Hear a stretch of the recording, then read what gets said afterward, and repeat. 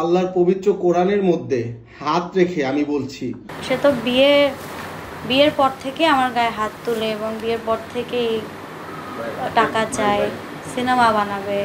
প্রথমেই আমি দেখি যে ওনার এই জায়গাটা পোড়া।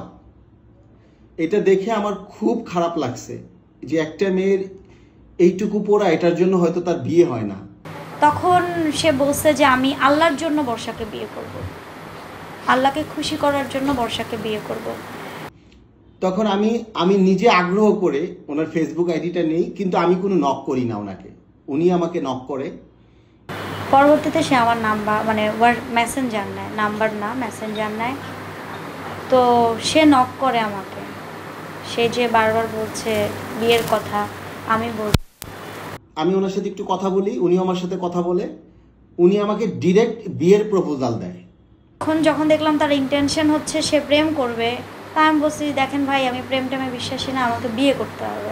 আমি আসলে প্রেম এই সমস্ত মানে হারাম সম্পর্ক থেকে অনেক দূরে। তার ইন্টেনশন ছিল আমার সাথে রিলেশন করার, প্রেম করার। একটা সময় আমি যখন জানি যে উনি বিবাহিত, ওনার 2টা সন্তান আছে, তখন আস্তে আস্তে আমি ওনাকে অ্যাভয়েড করার চেষ্টা করি। ইউকে থেকে বসে শান্তাপও প্রশ্ন করছিল, আপনি যে বর্ষাকে বিয়ে করবেন, কেন করবেন? বর্ষার 2টা বাচ্চা আছে, আপনি নাকি আনম্যারিড, তাহলে বিয়েটা কেন করবেন? পরে উনি আবার আমার শুটিং স্পটে যায়, যাওয়ার পরে উনি হাত কেটে রক্তাক্ত করে ফেলে ওনার হাত। দেখবেন যে বিয়ের আগে ওনার হাত কাটা ছিল, রক্তাক্ত করে, এবং আমাকে বলে যে আপনি আমার সাথে চ্যাটিং করে কথা বলছেন, আপনি যদি আমাকে বিয়ে না করেন তাহলে আমি সুইসাইড করব। ফিজিক্যালি ওই দেখা প্যানেল পরিচিতির প্রোগ্রামে। এবং তাইব ভাই এটাও বলছে যে আমার বোন কিন্তু গাড়ি দিয়ে চলা মেয়ে, সে কিন্তু খুবই ফেমাস একটা মেয়ে এবং সে খুব স্ট্রাগল করা একটা মেয়ে, তাকে যে আপনি বিয়ে করবেন তার টাকা দেখে করতেছেন না তো?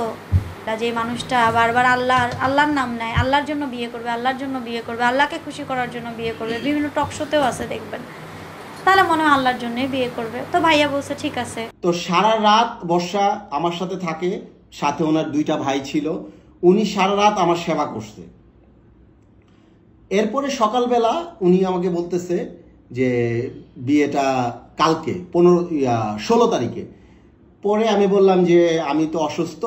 পরে উনি বলছে আমাদের খুব জাঁকজমটভাবে বিয়ে করার কথা ছিল, আমি ওইভাবে জাঁকজমটভাবে করব না, আপনার শুধু বিয়েটা হয়ে যাবে।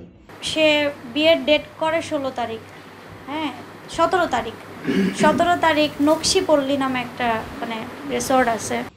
সেই 15 তারিখেই সন্ধ্যার বেলায় ওনাদের বাড়িতে আমি অসুস্থ, আমাকে ওনাদের পরিবারের সবাই এক পর্যায়ে আমি বলবো যে জোর করেই আমার গায়ে হলুদ করে।